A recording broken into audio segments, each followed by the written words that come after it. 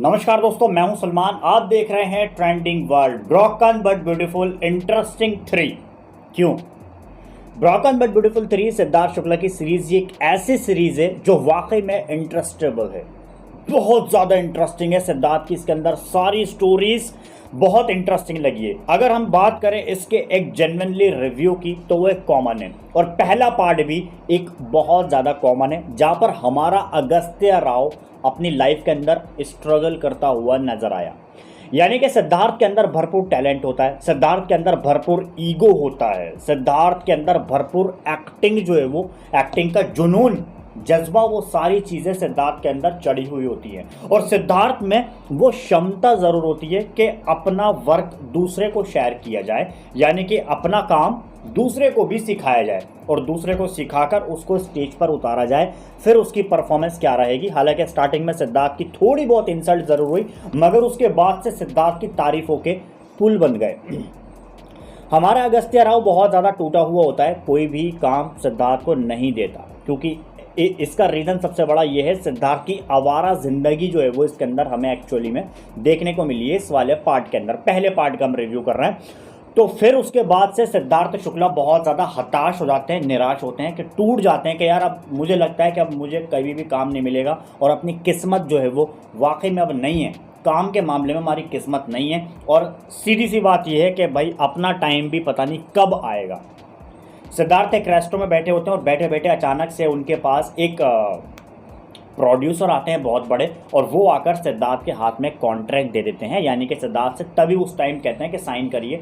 सिद्धार्थ उस वाले प्रोजेक्ट को साइन कर लेते हैं। साइन करने के बाद सिद्धार्थ काम करते हैं। जो भी उस वाले प्रोडक्शन के अंदर काम करता है वो हर एक शख्स सिद्धार्थ को एटीट्यूड दिखाता है। इसमें सिद्धार्थ की टीम इंक्लूडेड नहीं है, चाहे इसके अंदर मेकअप मैन की बात करें या फिर हम किसी और अदर एक्टर की बात क्यों ना करें, सभी सिद्धार्थ को एटीट्यूड दिखाते हुए नजर आते हैं। इसमें जो प्रोड्यूसर जो होता है, जो उनकी बेटी होती है, उनको स्टेज पर उतारना होता है। हालांकि उनकी बेटी का इसमें कोई कसूर नहीं है।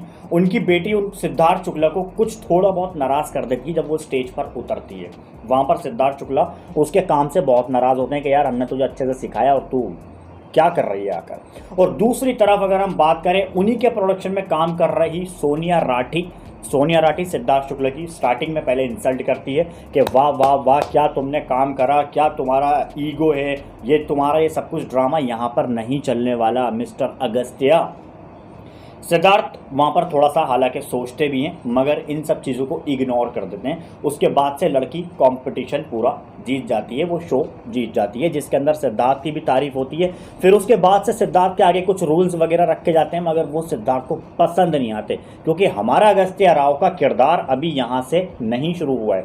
हमारा अगस्त्य राव का किरदार शुरू होगा अगले वाले एपिसोड से। इसके अंदर हमें सिद्धार्थ का जो किरदार लगा है वो एक जेन्युइनली एक्टिंग जो हमें देखने को मिली है वो वाकई में तराशी हुई सिद्धार्थ शुक्ला की एक्टिंग है। और मैं ये प्रूफ के साथ मैं कह सकता हूँ, मैं ये दावे के साथ कह सकता हूँ कि ऐसी एक्टिंग और कोई नहीं कर सकता भाई। जो टैलेंट सिद्धार्थ शुक्ला के अंदर है वो टैलेंट और कोई नहीं दिखा सकता है। हालांकि नामुमकिन कुछ भी नहीं होता, मगर हाँ ये बहुत डिफरेंट लेवल पर सिद्धार्थ शुक्ला ने एक्टिंग करके दिखाई है अपनी इस सीरीज़ के अंदर, जो वाकई में लगा है कि हाँ एक जेन्युइन सिद्धार्थ शुक्ला। सोनिया राठी जो है वो सिद्धार्थ को बहुत ज़्यादा इंसल्ट कर देती हैं और फिर वहाँ से वो चली जाती हैं। उसके बाद से सिद्धार्थ शुक्ला एक अकेले रूम में होते हैं, यानी कि अपने जहाँ पर वो स्टे कर रहे होते हैं, वहाँ पर सोनिया राठी उनको अचानक से मिल जाती हैं। वहीं पर ही हमें किसिंग सीन वगैरह सब कुछ देखने को मिलता है, जहाँ पर सोनिया राठी कहती हैं कि प्यार व्यार के चक्कर में मत पड़ना, मगर वहाँ पर सिद्धार्थ सोनिया राठी के लिए थोड़ा सा अपनी फीलिंग्स को जो है वो बनाकर रख लेते हैं, जो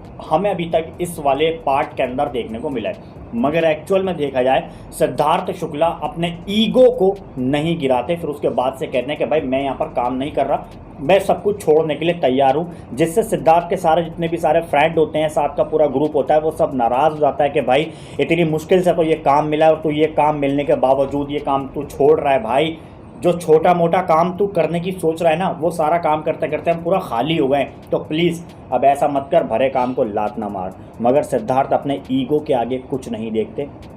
सिद्धार्थ वहाँ पर थोड़ा बहुत सोचते हुए नज़र ही आते हैं, जो ड्रिंक वगैरह करते हैं। फिर उसके बाद से यहाँ पर एपिसोड ख़त्म कर दिया जाता है।